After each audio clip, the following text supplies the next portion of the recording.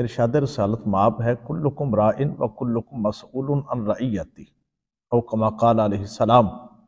कायनात के वाली ने फरमाया तुम में से हर बंदा निगहबान है और हर बंदे से उसके ज़ेर असर लोगों के बारे में सवाल किया जाएगा। हम क्या समझे कि हमसे क्या सवाल होगा कि हमने अपनी औलाद को डॉक्टर बनाया कि नहीं, इंजीनियर बनाया कि नहीं, हमने अपनी बेटियों को एयर होस्टेस लगवाया है कि नहीं लगवाया, हमने अपनी बेटियों को नर्सिंग का कोर्स करवाया है कि नहीं करवाया। असलाफ की फिक्र कहाँ गई। इमाम शेख मोहम्मद बिन सुलेमान अल जजूली अलैहि रहमा अल्लाह के बहुत बड़े वली गुजरे हैं।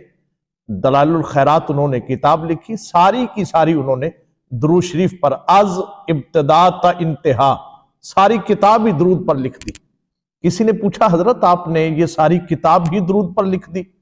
आपने फरमाया मेरी जिंदगी में एक वाकया ऐसा पेश आया जिस वाकया से मुतासर हो के मैंने ये सारी किताब ही दुरूद पे लिखी।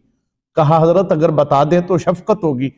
आपने फरमाया मैं एक लंबे सफर पर था, रास्ते में जा रहा था, नमाज का वक्त हो गया, वुजू के लिए पानी की हाजत हुई, पानी को तलाश करता रहा, बस यार कोशिश के बावजूद पानी न मिला। जंगल में जा रहा था, एक कुटिया नजर आई, एक घर नजर आया, उसके साथ बिल्कुल एक कुआं नजर आया।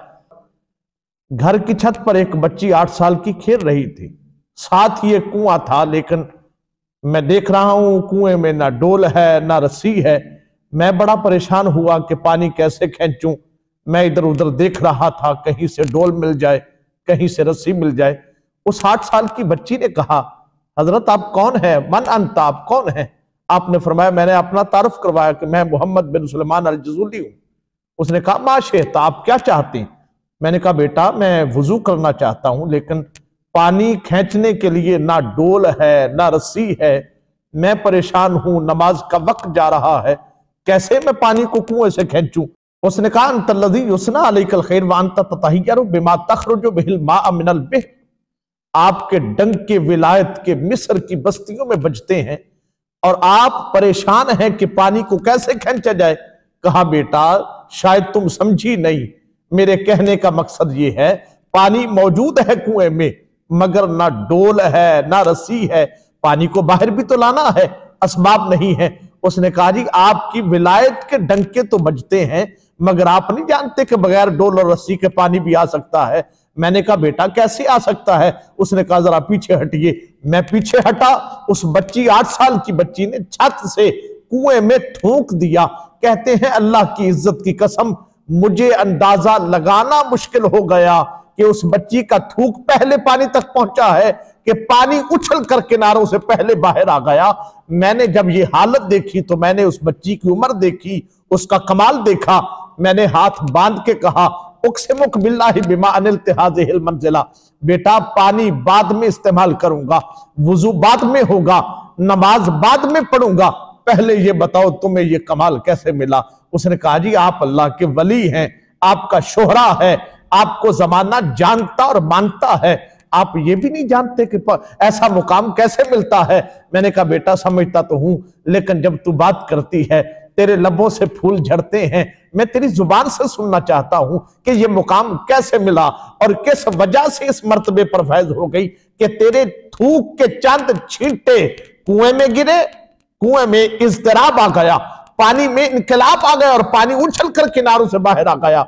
उसने कहा मैं बताती हूं यह मुकाम कैसे मिला। कसरतुस सलाति अलन नबी सल्लल्लाहु अलैहि वसल्लम, मैं कसरत से आमिना के लाल पे दुरूद पढ़ती हूं, अल्लाह ने मेरे लुआब में यह तासीर पैदा कर दी है। कुर्बान जाऊं उस बच्ची की मां की सोच और फिक्र पर कि जिसने अपनी बचपन में ही बेटी को यह कमाल दिया है कि वो कसरत के साथ कायनात के वाली पर दुरूद और सलाम पढ़ती है। ये वक्त था, असलाफ ऐसे थे कि वो अपनी औलाद की तरबियत यूं किया करते थे। अल्लाह के एक वली फरमाते मैं दरिया के किनारे जा रहा था, मैंने देखा एक शख्स जो है माहीगीर मछलियां पकड़ने वाला, उसके साथ उसकी 10 साल की बेटी है। वो अपनी बेटी को कहता बेटी मैं मछलियां पकड़ता हूं, तुम टोकरी में डालते जाना। अब वो मछलियां पकड़ रही थी, बेटी टोकरी में रखने की बजाय बाप से नजर बचा के फिर मछली को पकड़ती दरिया में फेंक देती। काफी देर तक कहते हैं वो अल्लाह के वली मैं उस सारे तमाशे को देखता रहा।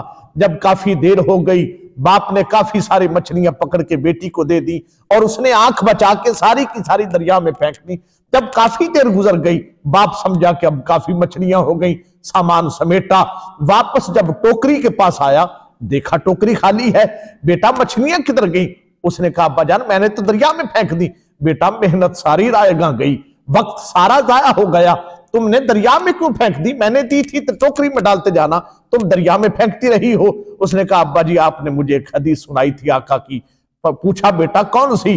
कहा अब्बा जी आपने सुनाया था, कायनात के वाली ने फरमाया मा यक़उ समकु फी शबकतिन इल्ला इज़ा गफलतुन ज़िक्रिल्लाह। कोई भी मछली तब तक जाल में फंसती नहीं है जब तक अल्लाह के जिक्र से गाफिल ना हो जाए, और यकीनन ये जाल में तभी फंसी हैं जब अल्लाह के जिक्र से गाफिल हो गई। तो मैंने सोचा जो अल्लाह के जिक्र से गाफिल हैं, ऐसी मछलियों को खाकर कहीं हम भी अल्लाह के जिक्र से गाफिल ना हो जाएं, इसलिए मैंने वो मछलियां सारी की सारी दरिया में फेंक दी हैं।